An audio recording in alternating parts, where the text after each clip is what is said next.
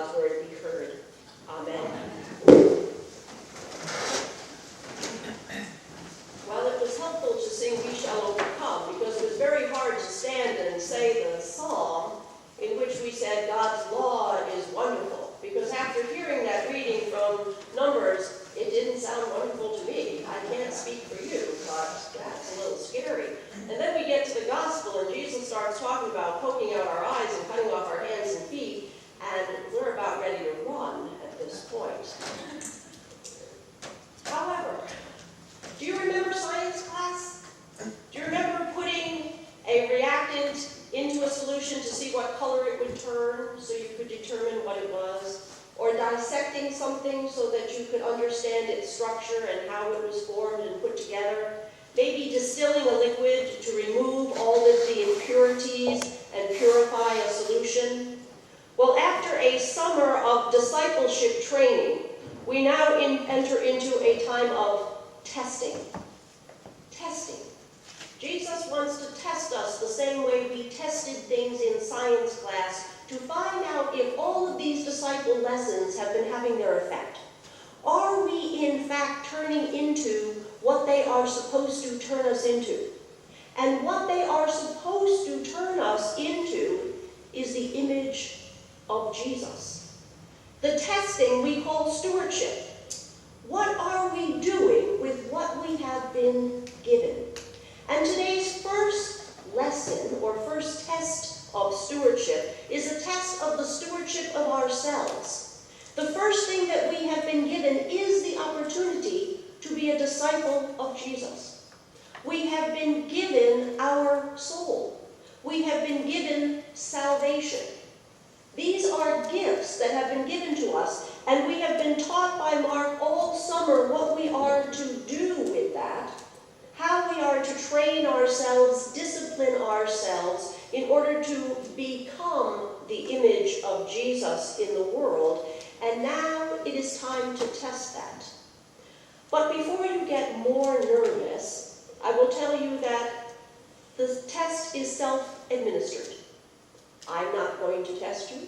Someone else is not going to test you. We are invited to test ourselves. And the test consists of 3 questions today. In today's gospel, Jesus does talk about poking out your eye, cutting off your hand, getting rid of anything that offends and holds you back, whatever stops us from becoming the image of Jesus. And he alludes to gold and silver, refinement, and so we're back to science class a bit.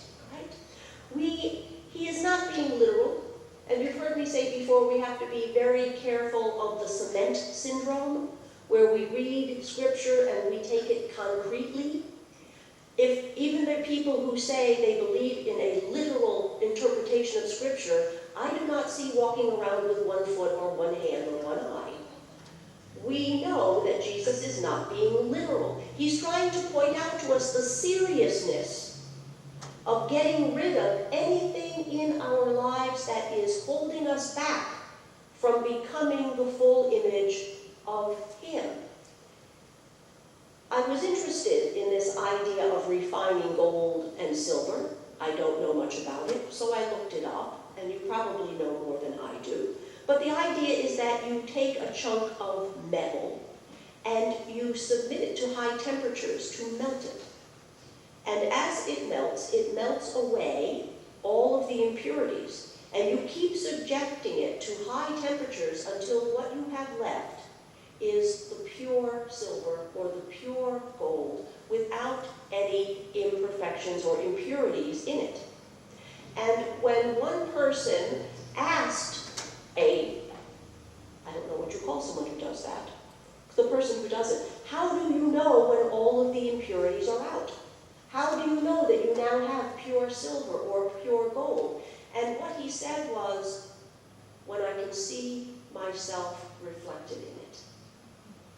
When I can see myself reflected in it.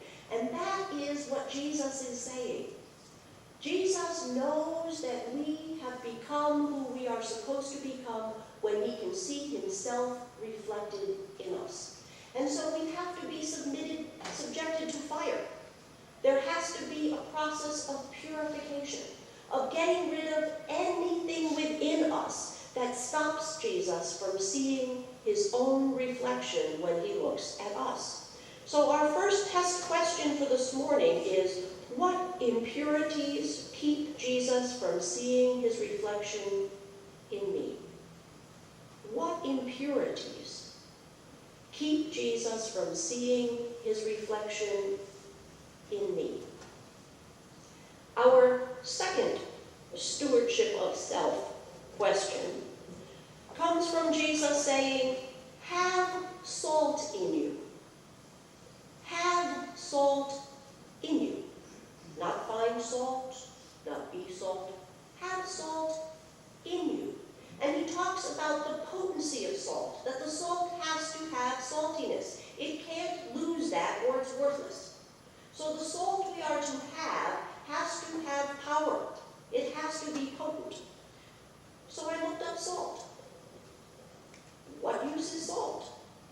Well, I will read off the list of things that salt does, and you take them and think of them from a spiritual vantage point.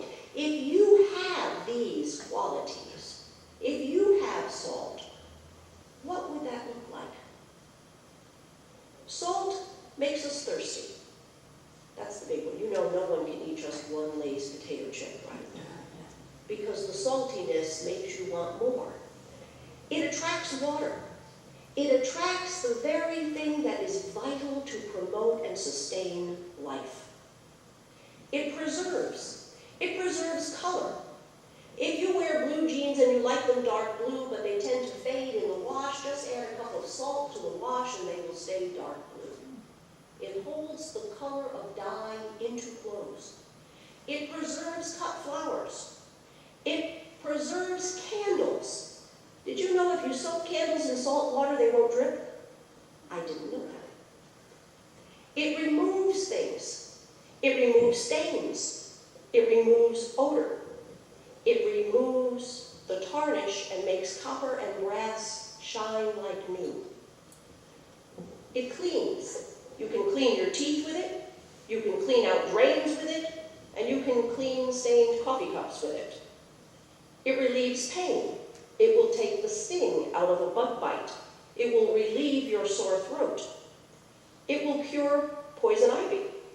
It will put out a fire. It de-ices sidewalks so people don't slip. It makes Play-Doh for children to create things. And it fixes nail holes in walls. Test question number 2. Do I have salt? Do I do those things?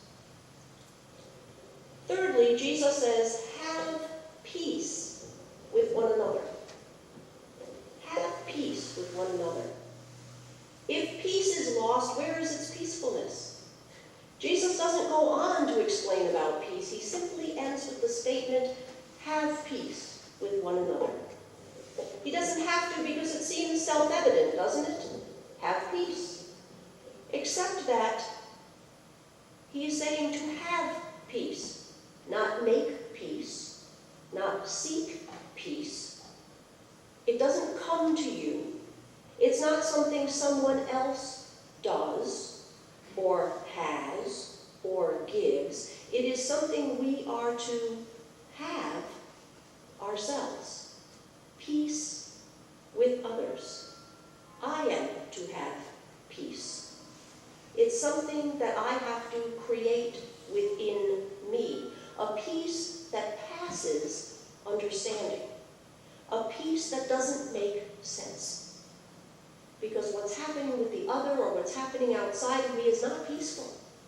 But Jesus says, I am to have peace with others. A peace that Jesus gives and then reflects Jesus to himself. So the third and final test question for this morning is, do I have peace with others? It is test time. It is stewardship time. And we start with stewardship of that gift of our soul that has been given to us by God. What impurities keep Jesus from seeing his reflection in me? Do I have salt? Do I have peace with others? This one life of mine will soon be past. Only what reflects Jesus will last.